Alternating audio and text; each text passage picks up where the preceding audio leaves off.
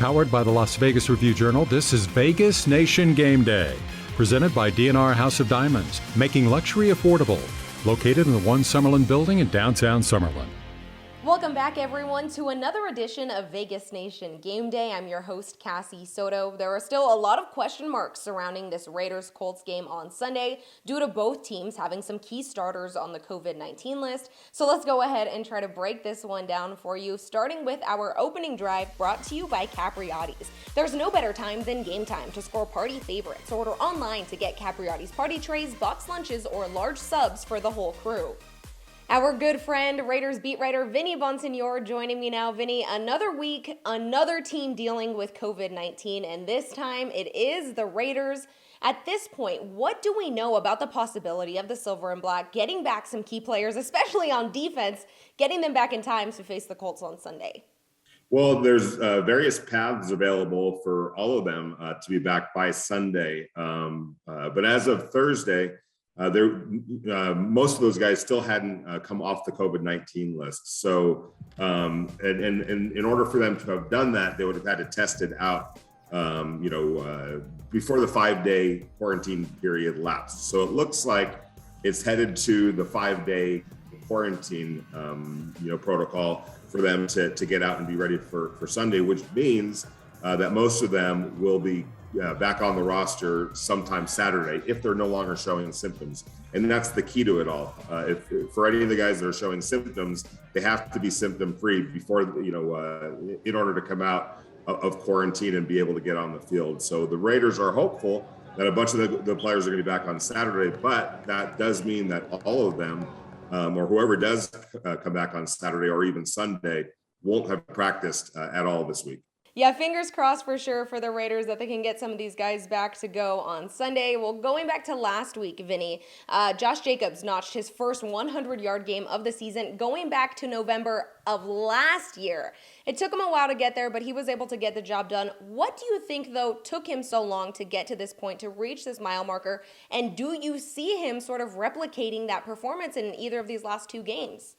Well, he almost has to, and there's various reasons why it hadn't happened prior to that. Number one, usage. He was splitting a lot of time with Kenyon Drake earlier in the season.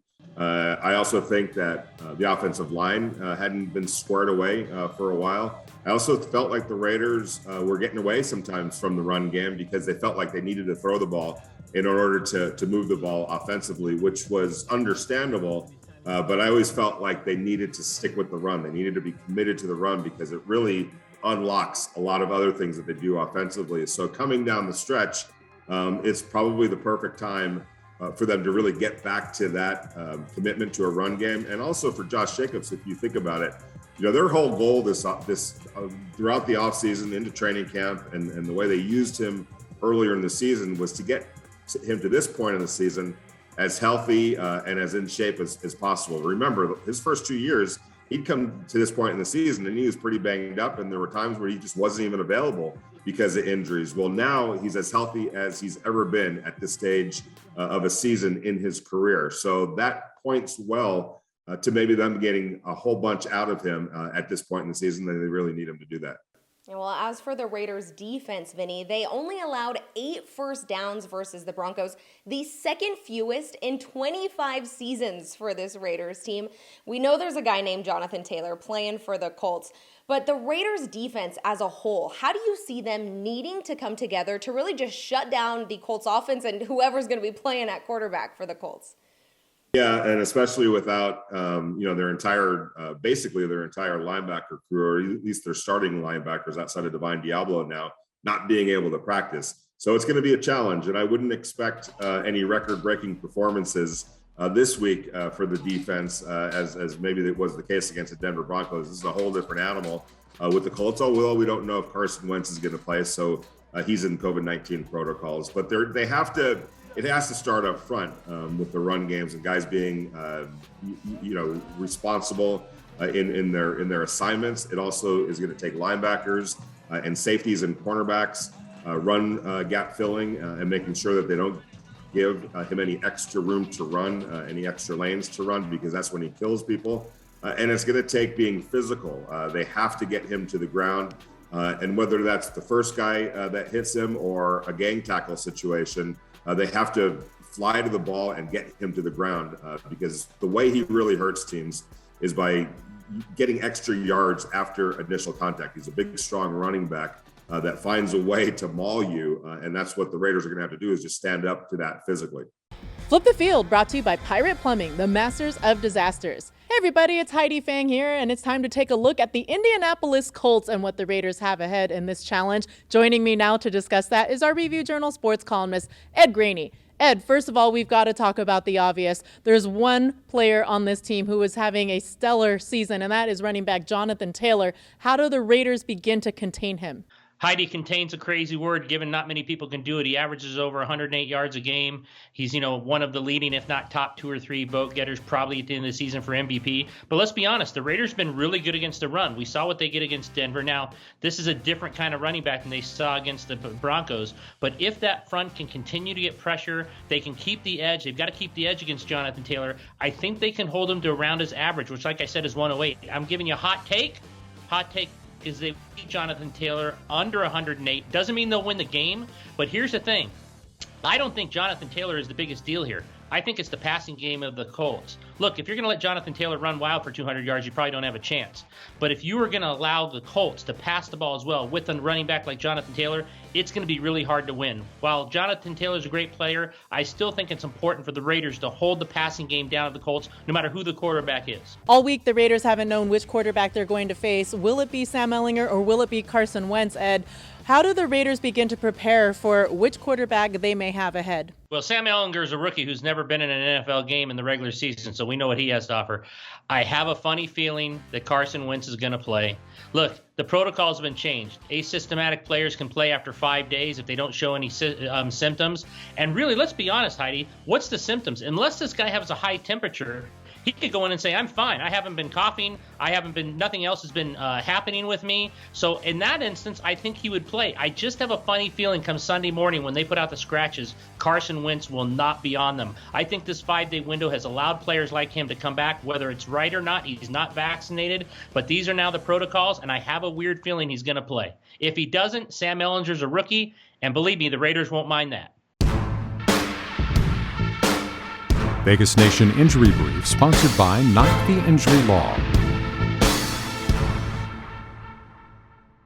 The Raiders as healthy as they have been in some time. I'm Adam Hill with your injury report for this week against the Colts in Indianapolis. Only Jonathan Hankins has an injury designation going into the game. He has been limited in practice all week with a back injury, but there is some optimism that he'll be able to play. He'll test it out on the field before the game. They'll see if he's able to go on Sunday. Other than that, pretty healthy. Derek Carr injured his ribs last week. He practiced in full all week. Rich Bisaccia said he looked good. He will play and start with no restrictions on Sunday. The only other concerning part of the availability issue on Sunday would be the COVID list. And the Raiders are getting some good news there as well. Throughout the course of this week, they've got KJ Wright back, the linebacker off the list, Marcus Mariota, backup quarterback, off the list as well. Brian Edwards, the second-year wide receiver, he is back off the list and good to go. Several players they expect to get back on Saturday, which means they'll travel separately from the team and arrive in Indianapolis and should be able to play. That includes Denzel Perriman, Corey Littleton, both linebackers. They should be back in the mix. Casey Hayward, the cornerback, should also be a part of that group, as well as Darius Philon, defensive tackle. So a whole bunch of reinforcements getting back off the COVID list for the Raiders, which is very good news against this vaunted rushing attack of the Colts. Colts getting healthy as well, the offensive line. A couple of guys questionable, but last week they had about 7 guys that weren't able to play.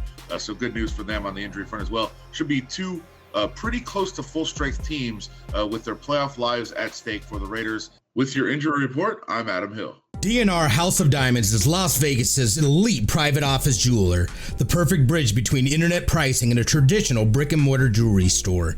We specialize in loose diamonds, natural and lab-grown, engagement rings, fashion jewelry, custom design, and jewelry repairs.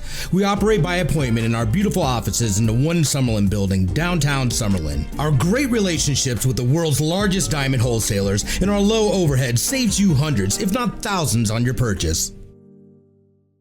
Vegas Nation Gameday Live. The latest Raider breaking news on VegasNation.com 90 minutes before kickoff. Gameday Live, sponsored by South Point Sportsbook. Vegas Nation Fan Zone, sponsored by your Southern Nevada Toyota dealers. Toyota, let's go places. When it comes to the season of giving, a few members of the Raider Nation went above and beyond to give one family a memory that will last a lifetime. Vegas Nation's Kevin Cannon tells us more.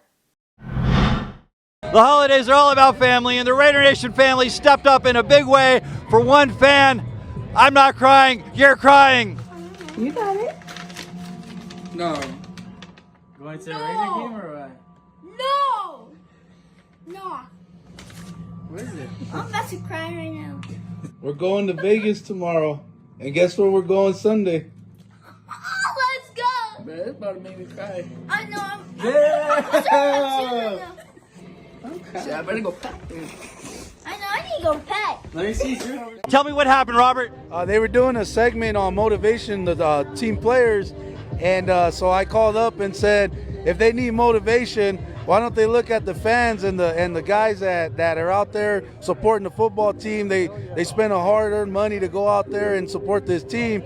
My boys, they've asked a long time to come to a Raider game and for Christmas, birthdays, and I always had excuses on why I couldn't bring them, and it was because it was just too pricey.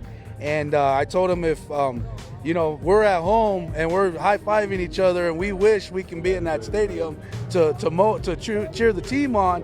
And I just said that, I was going to get a second job, save some money so I can bring my boys as a dad. That's your job, to make your boys happy. Oh my gosh, that was the greatest video ever. I saw that. Oh my gosh. Oh, yay.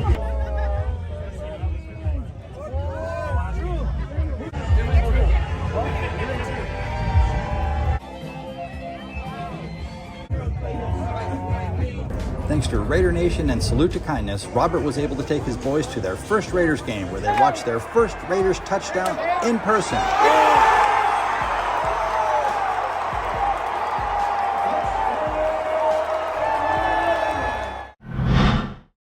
Thank you so much, as always, for watching another episode of Vegas Nation Game Day. Please be sure to join us on Sunday for Vegas Nation Game Day Live at 8:30 a.m. as we bring you the latest heading into this Raiders Week 17 road game versus the Colts. For more Raiders news, you can always check out vegasnation.com.